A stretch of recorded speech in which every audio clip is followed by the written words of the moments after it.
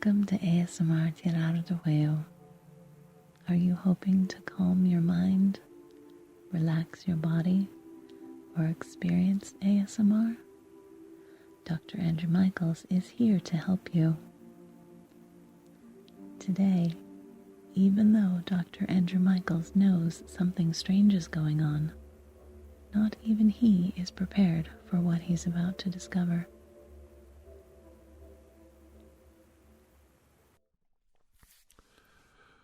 Good afternoon, everyone. Welcome. My name is Dr. Andrew Michaels, and I'm here to tell you one of my private, secret files of an adventure that happened very, very long time ago.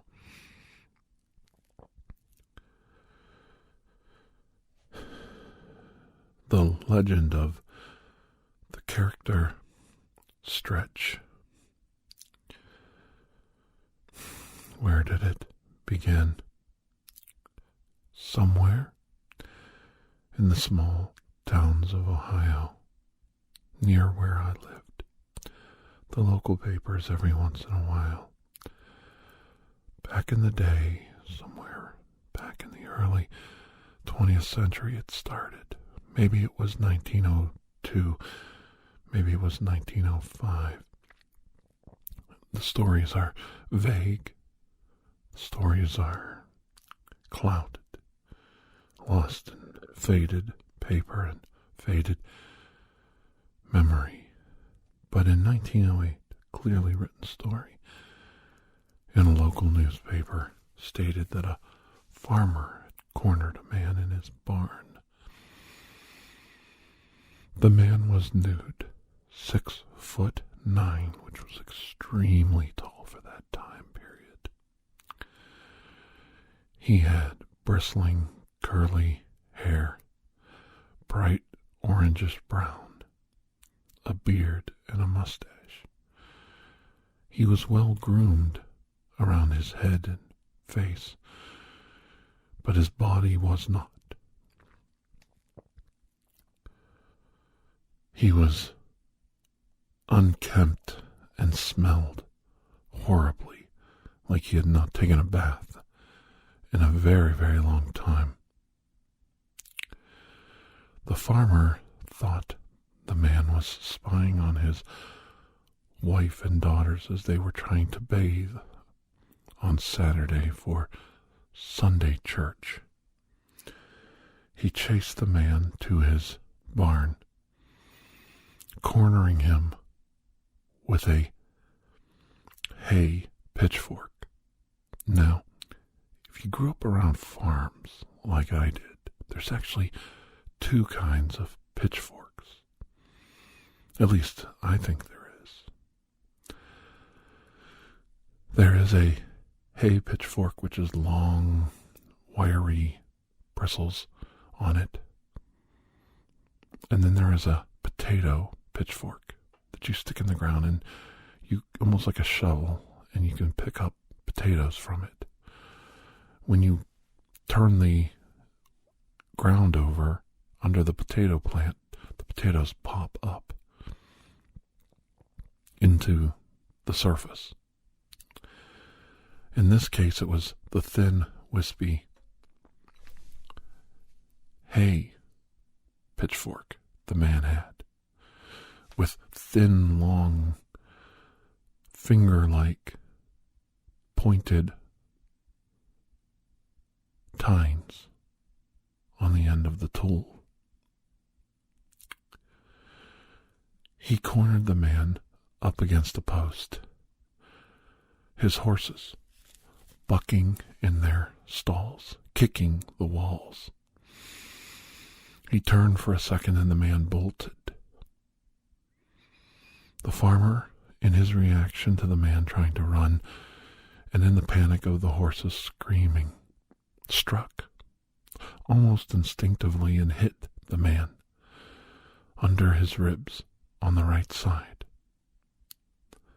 The tines of the pitchfork penetrating his flesh and ripping him down the right side of his body.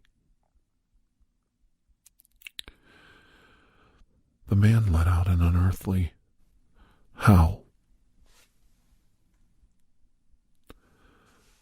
and ran out the barn doors. The farmer pursued to no avail. The man escaped into the darkness of the evening and was never seen again. People would report from time to time old Stretch hiding in their homes. You could always smell him first. Smell him. He liked to hide around the cabins and the cottages near Beaver Creek State Park. Beaver Creek State Park is a wonderful little Ohio park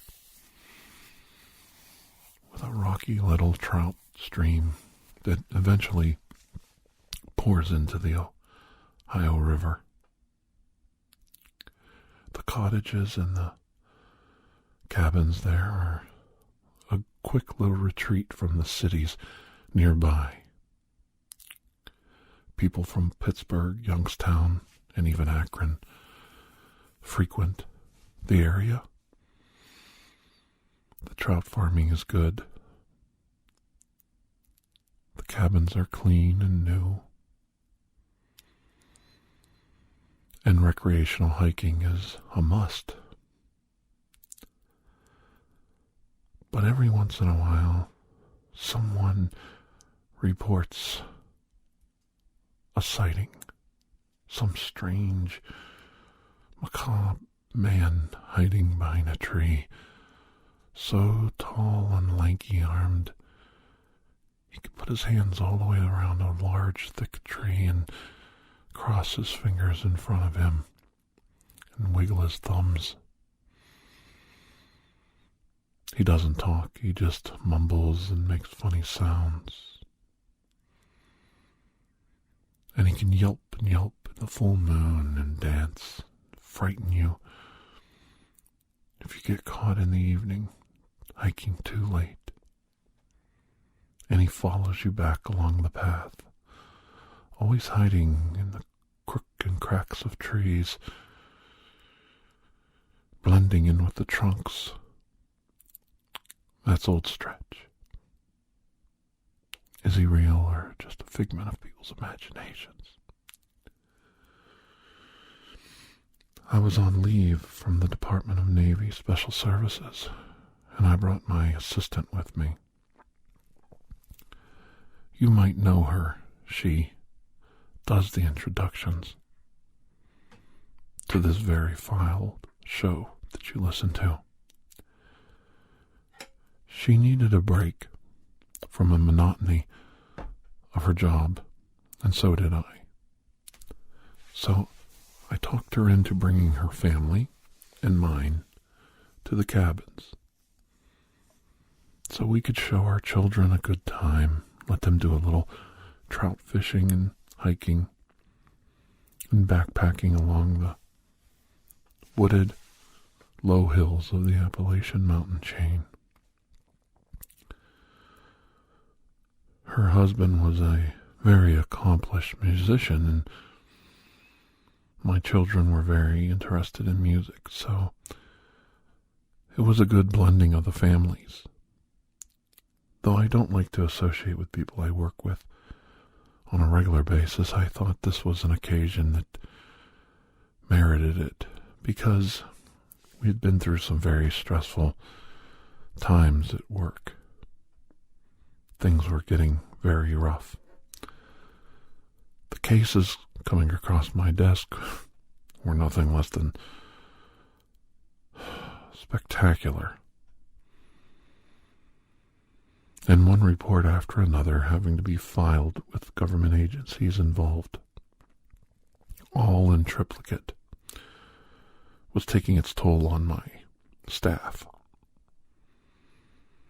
And my personal assistant, most of all, tired of me barking out orders, tired of me dictating the day's agenda, tired of me being a terrible boss. I thought the least I could do was a 4-day weekend and a getaway for our families. It was a short trip by plane from Chicago down to southern Ohio. The car ride was beautiful, the leaves changing in the fall. It was starting to get cold. We might even see some frost, might even see an early Ohio snow. You never know about the weather in Ohio. And as we settled into the cabins, we of course brought the wrong clothing for our trip there. It became a wild Indian summer. So late into November, it was ridiculous. It was hot and humid. It felt like you were in a Florida or southern Georgia swamp. And that's Ohio for you. If you don't like the weather, just wait 5 minutes. It'll be different. So the kids would dress down and spray themselves with mosquito spray and run out and play tag. Everything was good. Hot dogs, cooked pork chops, hamburgers on the grill. We even ordered out from a local farmer and got some good steaks for one night. Everybody was getting along wonderfully, and I couldn't believe that the women were constantly chatting and plotting out new adventures and new things for us to do. It made me happy to see everyone get along. It's one of those rare occasions where everybody was just happy to be somewhere else than where they wanted to be. Or where they were, I mean. I know I get lost in thought, too. I thought I caught something, as funny as it sounds, out of the corner of my eye. I've been around too many things in this world, too many unparalleled adventures. I've seen too many supernatural and otherworldly things. Your mind starts to slip. It does. The mind just sees what it wants to see. It sees patterns in nature.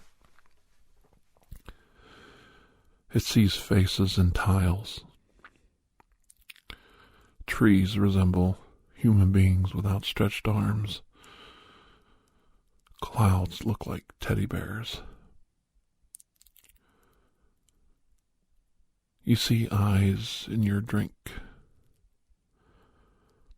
Words spelled out in your soup. The mind plays tricks on you, and out of the corner of my eye in the mirror of the bathroom, I thought I saw someone looking back at me. At first, I almost made a Bloody Mary joke. I love doing that. And if you're in my line of business, Bloody Mary is a parlor trick, something to do for fun and laughs. Because you know the real world is much, much worse than anything Mary could possibly ever bring to the table.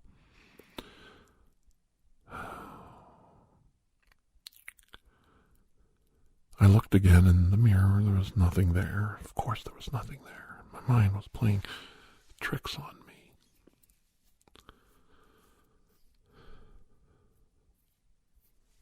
And how could somebody be in here? I was alone in the home. I was alone in the bathroom. I was alone. Everybody was outside waiting for me. But as I get older, my bladder fails me, and I always want to make sure that I go before I leave, so I don't have to when I'm out. It's one of the problems with growing old. Something in the back of my mind made me reach over as I stepped out of the bathroom into my bedroom to grab my coat, and I ran my hand down my shoulder holsters. Yes, even on vacation I bring my weapons.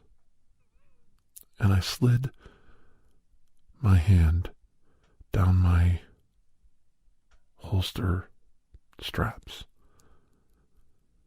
And I thought about putting on my gun. Maybe just one. Maybe just one gun before I left. I could wear it under my coat. Nobody would see it. Nobody would even know. They're so used to me carrying it, they wouldn't even think about it. But I held back. I'm on vacation. There's nothing wrong. And the cabin's secured. And I'm with my family.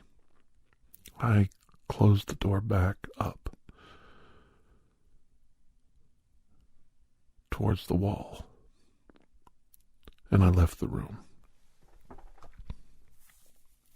Out of sight, out of mind. I left the cabin and I locked it. My wife and my assistant were both annoyed with me. What's taking so long?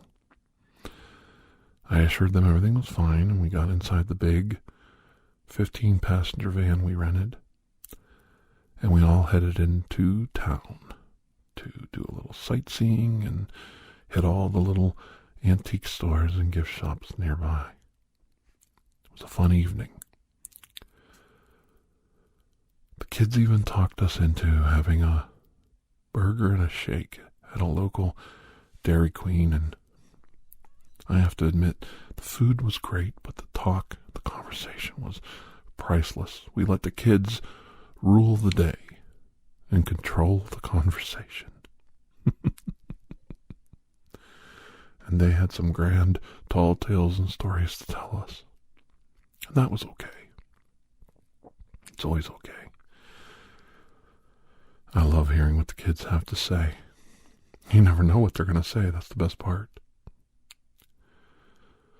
And when the conversation slowly got along the lines of flatulence and burping and every other bodily sound the kids could make, it was time to go back.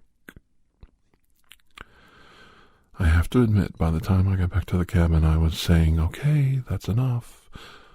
Okay, that's enough back there. Or, we heard it all before, 10 times before. If you have kids, you know exactly what I'm talking about. I was the first parent to crack. And of course, I was also the first person that needed to use the bathroom again.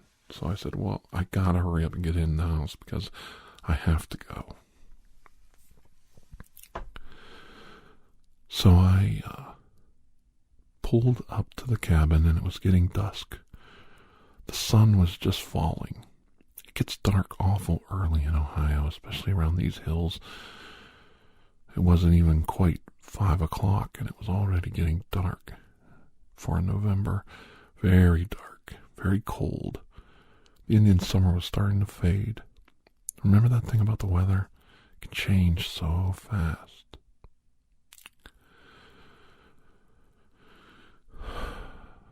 Some of the family wanted to go down to the creek and go for a walk. They wanted to check out a covered bridge nearby. We all agreed, and those that wanted to go on the walk went. And 3 of us adults decided to stay behind, my assistant, her husband, and myself. One of the children decided to stay too, not wanting to go on a long, long walk. They just weren't up to it. So 4 of us went into the cabin and the other 4 down to the covered bridge. I felt secure that my wife could take care of the kids. My older boys were definitely able to handle themselves and keep an eye on their mom and their little sister. And my assistant's kids were fitting right in like little ducklings, and everyone following along. Everybody getting along. It was really a good moment. It was that magic moment, that magic hour in the evening when the sun hits everything just right before it starts to fade, and all the reds, oranges, and yellows of the evening just come to life. It's like a different world just for a few moments. You stop and you look around and you realize how beautiful everything is, and then you interrupt it by going inside and closing the door behind yourself. It's funny how we don't stop and enjoy those moments while they're still there. Part of me wishes I would have enjoyed it longer, because what happened next was, well, it ruined the trip. It ruined a lot of things.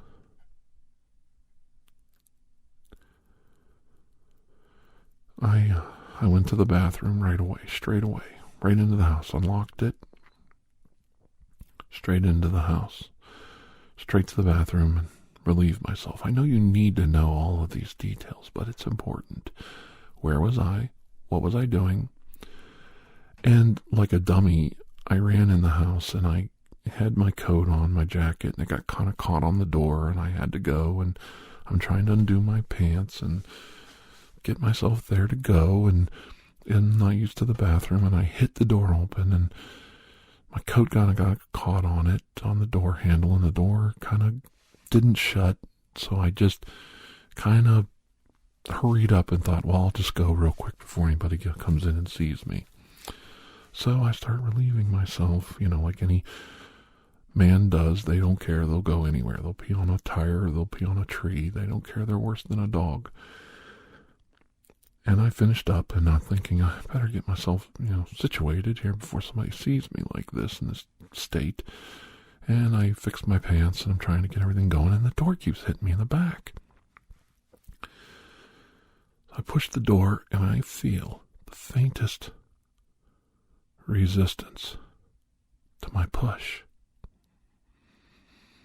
My instincts kicked in, and I looked up and into the mirror.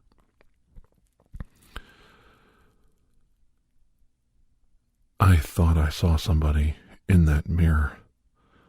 There's somebody behind that door. I pushed the door back and felt that resistance again. Oh, this is on now. Whoever, whatever, you've had it. You do not know what you're doing.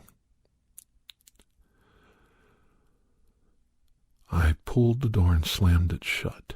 Whatever was behind that door was now trapped inside the bathroom with me, one-on-one. Behind the door was a huge, tall, gangly, 6'9", naked man. I must have jumped 3 feet backwards, tripped over the clothes hamper in the bathroom, and I fell directly onto my side on the edge of the bathtub. Picture this, a big man, my size, 6'4", and I'm a heavy man. I fell backwards, sideways, landed directly on the meat of my body below my rib cage and above my hip, around my abdomen section. I hit so hard it knocked the wind completely out of me. My foot kicked out and went right through the wicker clothes basket. My other arm flailed out and busted part of the sink. I actually cracked the sink with my hand. Oh, I thought I was dead. I couldn't breathe. All I could do was let out a gurgling moan, and I slumped down onto the floor in front of the tub. My ankle and my foot twisted in the hamper, and I landed on the part of the sink that I broke off under my leg. I thought I cut the back of my leg. It hurt so bad. I've been hurt in combat. I've been in car wrecks. I was thrown by several creatures of the night. I have never been hurt so badly as I was when I fell in that bathroom. I thought I was a dead man. Whatever it was staring at me was mumbling and making sounds, but not talking. I caught my breath, and what hit me first was the stench. It was like smelling salts. It stunk so bad. The ammonia, the odor of body stench, not dead, but rotten, human flesh. He stood at a profile, squeezed into the corner of the door jamb. As huge and tall as he was his head almost touching the ceiling. It was like he was squeezed into the corner of the room. He had a look not like a smile and not like a laugh, not a scowl and not evil, just a weird, peculiar look like a little boy who got caught with his hand in the cookie jar. I rolled over and tried to yell, and I couldn't. All that would come out of my mouth was a moan, a groan, a grumble. I managed to get my hands underneath me. My hand had been cut from slamming into the sink so hard, and my hand slid across the top of the porcelain of the bathtub, leaving a streak of blood. I was hurt pretty good. I didn't have time to figure it all out. I just pulled my foot from the hamper. It spilled over on top of me. I must have made a hell of a racket, because all of a sudden the bathroom door swung open. My assistant's husband standing there in front of me. Whatever it was behind the door literally disappeared behind it. I pointed up as I was trying to wrap my hand and said, "Behind the door." He had a panicked look on his face. I must have looked like I'd been murdered. He slammed the door and said, "Get out of the house. There's somebody in the house." It was really the right move for him to make. When he slammed the door shut, I was alone in the bathroom.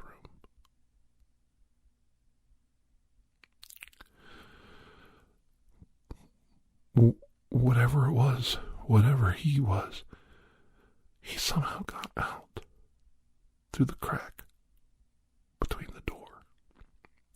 He was out with my friends in the main house. I pushed myself forward and got on my knees and stood up, my hand wrapped in a dirty towel. I ripped the door open, stumbled out into the main room. "Where did he go?" They said, "Who?" "Where did he go?"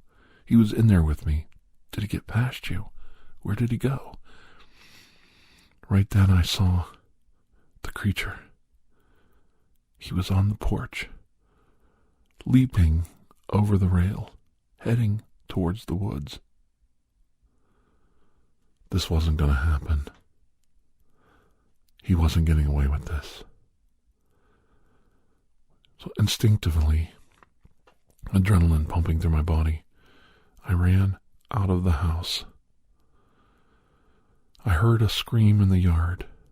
My assistant's child stumbled back and fell away from the creature as it ran towards him. I couldn't tell if he hit the child or the child just stumbled back, but the child fell. My assistant screamed the most death-rattling yell I've ever heard. He was heading towards the creek, towards my wife and the children. I managed to grab a rake in the yard, a stupid yard rake, and chased after him, half using the rake handle as a cane. My leg hurt so bad. I couldn't tell if I broke my ankle or twisted it or what. But I had trouble following him, and he was fast and lithe on his feet, running through brambles, running through the grass and the gravel, running through sticks and thorns. I could barely keep up with him. I cut him off by following the path. His direct route towards the creek area was a long way around. I think he thought I couldn't see him. How I could see him, I don't know. I always had that thing about me where I could see or perceive things. It comes from seeing too much in the world. You can't shut it out. It's always there, right before your eyes. You can't look away and pretend you don't see it. It's like the first time you're in combat and you see the dead of the battle. It's unnatural. They're all twisted and they're all laying there quiet, peaceful. Some look like they were caught, like wax figures poured out of a mold, and some look like they're sleeping like babies. But every single face, every single eye looking back at you, you burn that into your brain. Your memory freezes every frame of that photograph, and it's always there before your eyes. And no matter where Stretch went to hide, no matter where he went to climb or slide under a pile of rocks, I could see him. I could see him. And those images burning into my brain. He could see me watching him, too. And he knew he was in trouble. He headed to the old covered bridge. I knew he was going there. Something told me that that was his exit, his way out of wherever this was for him, wherever this is for him. If he was ancient and old, as I thought he was, maybe the bridge is a portal for him. I had to beat him to it. I managed to get close to the bridge, my family on the other side. My wife and my boys ran through the bridge and grabbed me. I looked a mess. I said, "Get me over to the other side. Get the kids back." They took me through the bridge, and I stood my ground on the far side. And then came Stretch. I told the children to get back, stay back, don't look. He slowly entered the covered bridge. He started to mumble and talk, and he seemed to get taller and thinner, almost turning two-dimensional, flattening out like a pancake, like a computer image, like a digital image, like a photograph, like not even real. No wonder he was nude. He couldn't wear clothes. He couldn't wear clothes. Clothes won't change shape. Clothes won't flatten out. Not like his body. Not like he is. Flattened out, nude, grotesque, stretched out, thinner and thinner, trying to reach through the bridge. I could sense him telling me, motioning me to move. His mouth getting wider and wider, his eyes getting bigger and bigger, stretching out to ginormous size. His body literally stretching and his face stretching till he was filling the mouth of the bridge, me being the only thing between him and escape. And I remembered the rake in my hands. And with all the strength I could muster, unraveling that towel from my bloody hand, I grabbed the handles of that rake and I swatted it across his thin, wispy body. I raked him from end to end, rending him open in many, many cuts, his paper-thin body ripping and tearing and shredding. He let out a scream and stumbled back and fell, his body back to its 6'9" proportions, and stuck, laying there, writhing, bleeding, flipping and rolling and seizuring across the wood deck of the bridge. So close to his portal, yet he was trapped. Trapped. He looked at me and he said, "Oh, you'll pay." It sounded like, "Oh, you'll pay." He had a look of evil upon his face. The cuts across his entire body laced him like a barber's pole, red and white, all the way up and down his body. He was shrunk up now, and I could see where I had struck him, starting with his face and working halfway down his chest. He reached down to his side, and I saw the holes from the pitchfork. I saw those holes. Oh, he'd never healed from that. He'd never healed. So you can die here, can't you? Stretch. You're not so strong here, are you? The anger left his face. He saw me looking at the marks upon his ribs the farmer had left over 100 years ago. He grasped and covered them up with his hand and stood up. He let out a hiss like a reptile and turned to run off the bridge.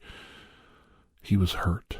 He was moving slow to the other end of the bridge, and it was getting dark. You could barely see him. My son ran up and hit him with a flashlight. The light of the flashlight striking his body. He was almost to the other side of the bridge, and in that he would escape back into the woods, into the darkness. He would get away.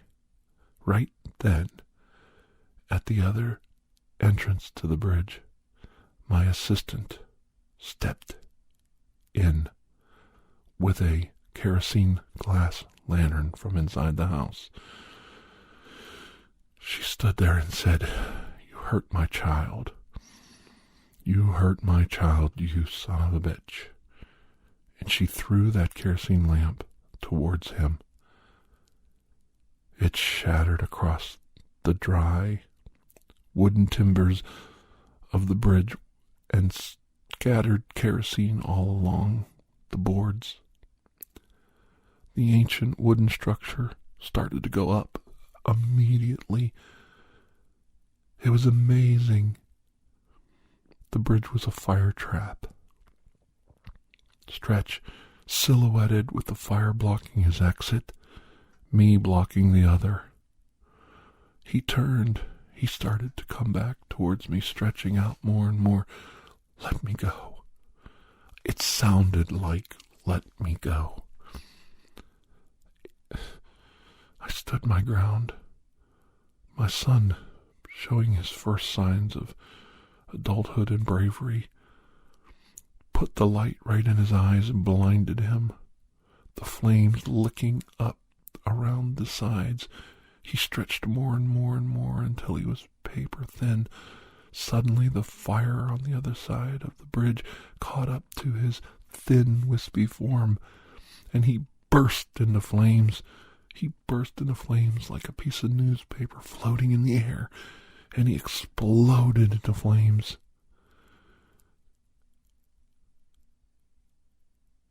And all that was left was ashes. We stood there, trapped on the far side of the bridge, as the fire department came. We couldn't get over to the other side. There was no escaping the fact we had burned down a historic covered bridge.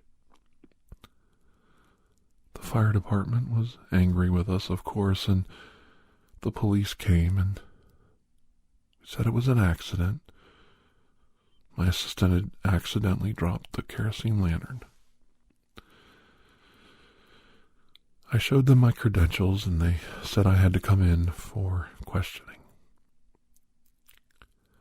It took a long time to unravel the legal part of my trip. My assistant was quite helpful. The police actually felt sorry for her when she told her story. We left out the part about Stretch. They probably wouldn't believe us anyway. I don't know what I am more bothered by the fact that we don't know where or what or how Stretch came to be, or how much the government had to pay to rebuild that bridge. The restoration project must have cost a fortune. But I am totally insured because wherever I go, there's always the disaster that follows, even on a vacation. That's the benefit and the curse of being Dr. Andrew Michaels. I might be here to help you, but I have to be bonded for times like these. It's always good to keep the insurance paid. Thank you for joining me today for this weird cryptid adventure. I have another story for you next week that you won't believe. I know you won't. I don't believe it, and I was there. Take care. See you soon. Bye-bye.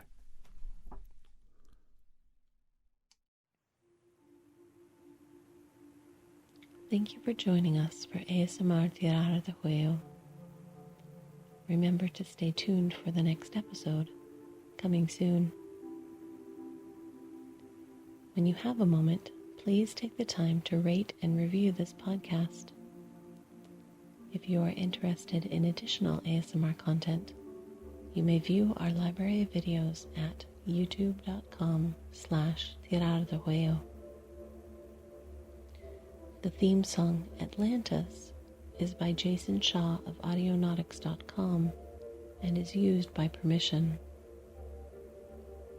Correspondence, including questions or requests, may be sent to TirarADeguello@gmail.com. On behalf of Dr. Andrew Michaels, thank you.